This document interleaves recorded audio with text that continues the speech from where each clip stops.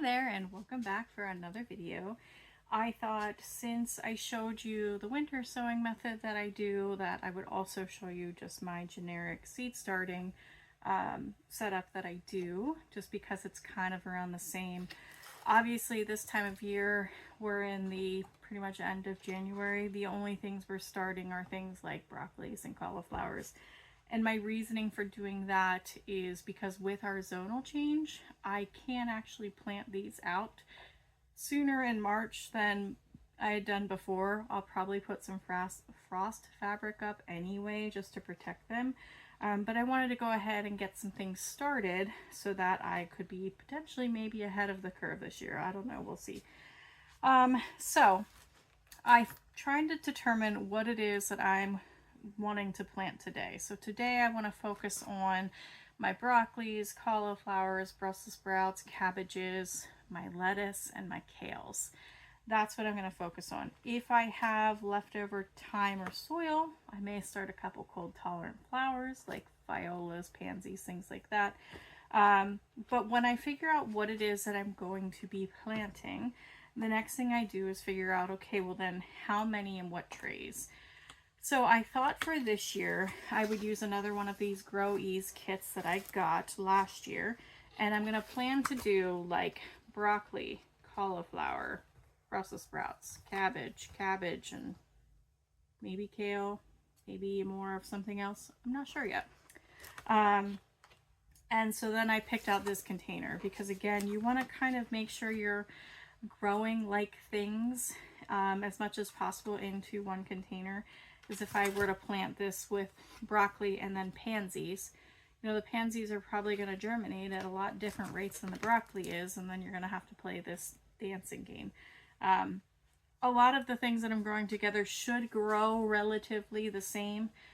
Not that it's a guarantee. If you're growing a whole lot of things, it's easier to do like one tray per one type of plant, but I don't grow on that level or that capacity, so I do what works for me, and this works for me.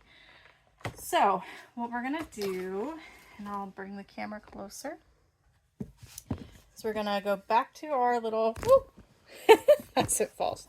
We're gonna go back to my little compact tray here, and this is now a seed starting mix. Let me move the camera a bit.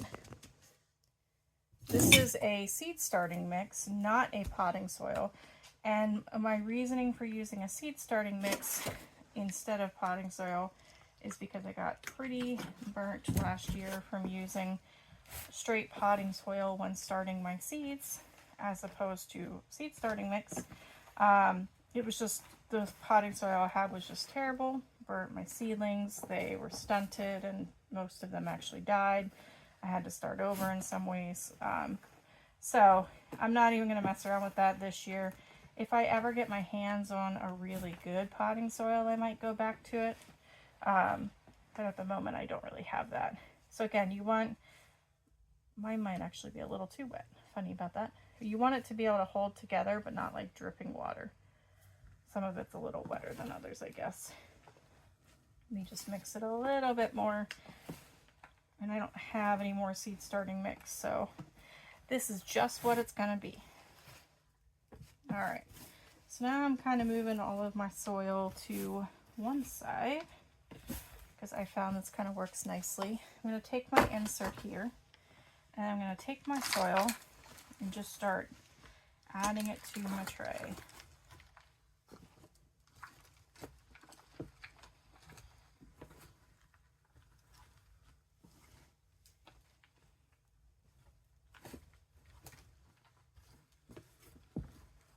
I do this first, just kind of like comb it over till there's like soil in every pocket.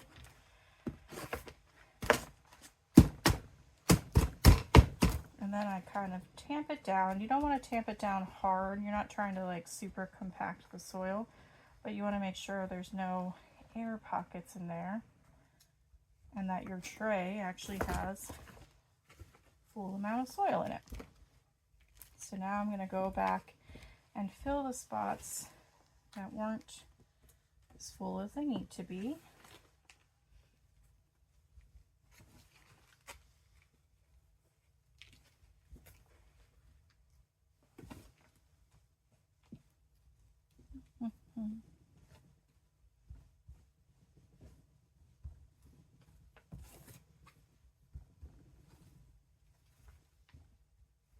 All right. I feel like that's probably good. Do one final. Yeah, that looks good. All right. Now my hands are nice and dirty. Love that. So now I need to add, I like to add the labels now. So I already wrote one up. This is for the broccoli. And I'm going to stick that in the first container, or first slot. This lets me know that this whole row is going to be broccoli. And my guard marker died, so unfortunately I have to revert back to Sharpie. So the next one is snowball cauliflower. Do that. Then we have Groninger Brussels sprouts.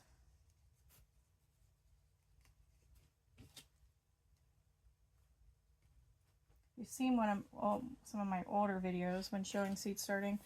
I used to write the date in which I was starting the seeds, and it's not like a bad thing or unhelpful thing to do, but I found that the reality of the situation, oh my tags, all right, it didn't really help me with anything or make anything better, so I just kind of stopped doing it because it didn't matter to me anymore.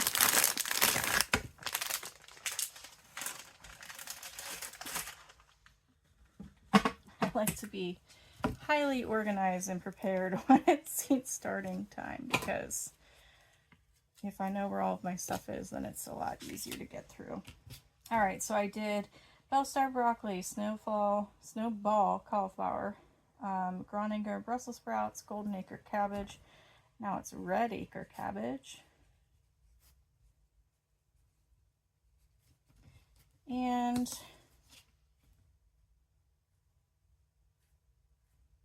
what I want to do, I think I'm going to do kale in a different container, so I think I'm just going to leave that one open for now, and I'll figure out what I want to plant in there later. All right, so then starting at the top, I have my Bellstar broccoli, and I have this nifty little hairpin I got one year at the Renaissance Fair, and so I use that now as a seed dipper. So I essentially make two little spots using my little hairpin here. Every time I start seeds, I always oversow. I think that's like, I don't know, it just makes me feel more comfortable that I'm starting seeds, that I'm going to definitely get some product, even though I don't love the chore of up potting or separating seedlings. It still just kind of makes me feel better in case something happens. I've got extra plants, or can just randomly plant them other places for fun, or share with other people. I have a couple people that like to buy a couple seedlings off of me. Almost done. All right, so I made holes in all my containers, and now this this package says it had 25 seeds in it, and I do not think that there's 25 seeds in it. So I'm gonna put 2 seeds per hole. No, I'll do 2 in one hole and 1 in the other hole. That way I'm not over utilizing my seeds. 2, 1, 1, 2. All right, so the broccoli is now done, and I have a few more to spare for next year. Now we'll do the same thing. Let's see if I can get you in even closer. Oh, that might make my camera fall over again. We'll see if that works. So now I've got my cauliflower. I love this little company. I forget what their name was. It was this little seed company that was having a sale, and I bought a bunch of their seeds because it was super cheap. And I liked the novelty of it being so just barren, but those bags are kind of annoying. Right, so 1 in there, 1, 2, 1, that missed the hole, 1, 2, 1, 1, 2, 1, 1, 2. Alrighty, cauliflower is now done. And next I want the Brussels sprouts.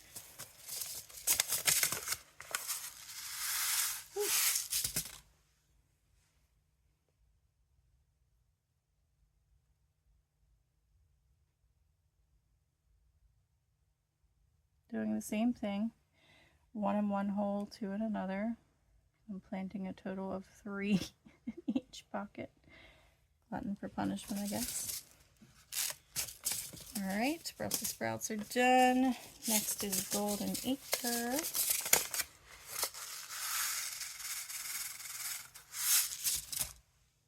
That had a piece of staff in it. Alright, 1, 1, 2.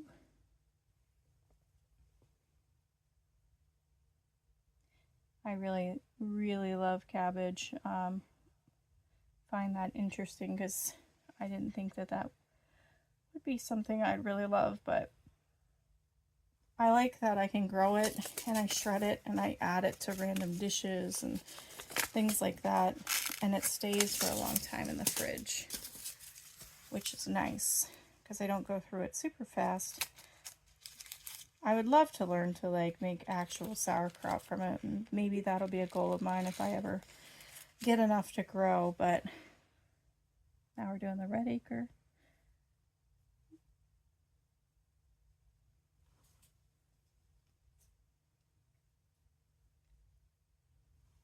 Okay, red acre cabbage is now done as well. Oops.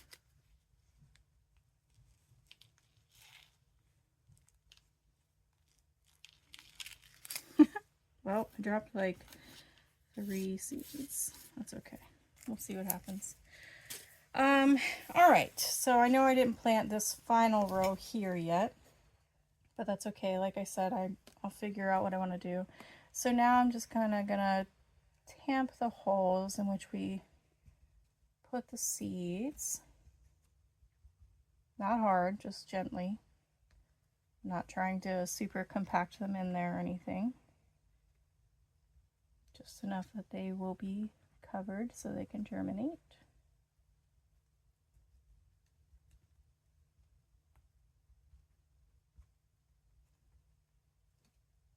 And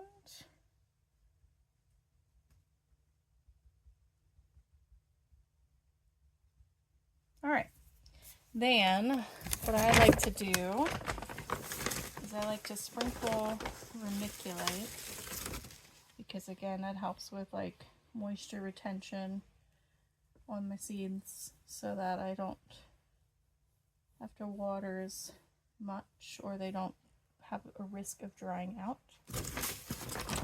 Okay, then I'm going to take my spray bottle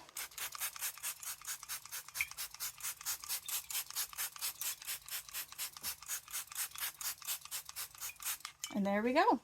So then what I would do is I'd pop this with a humidity dome under the grow lights and things would go ahead and get growing. I'm going to keep it over here for the time being because I want to figure out what I'm going to plant in the other one, and I've got a couple other things I want to plant. But hopefully this video was helpful. I thought what I would do real quick right now is go show you an update on the seedlings I started last weekend. So let's go look at those. All right, so as you can see, the onions I started last week are all popping up. So I popped their humidity dome off. They're still on a heat mat for now, but I'm probably going to turn that off. These are my perennial flowers I've been growing. This is sort of what I mean when I say making sure you grow like things. My Flaxlinium all came up, which is pretty cool, and all of my hollyhocks came up. But my Delphinium and Larkspur have not. I can see potentially some action taking place, so hopefully it won't be too big of a deal. But I have to leave the humidity dome on, even though these all germinated, because these have not. So that's why you kind of want to be careful about what things you plant together. And then I have some cantaloupes that I started as an experiment for my father-in-law. He tried saving his own seeds and wanted to see that he did it well, so I popped them in, 2 different types he saved, and they all seem to be germinated, so that's good. This is my Lisiantha seeds I'm trying. It takes 21 days for them to germinate, so they're definitely not up yet.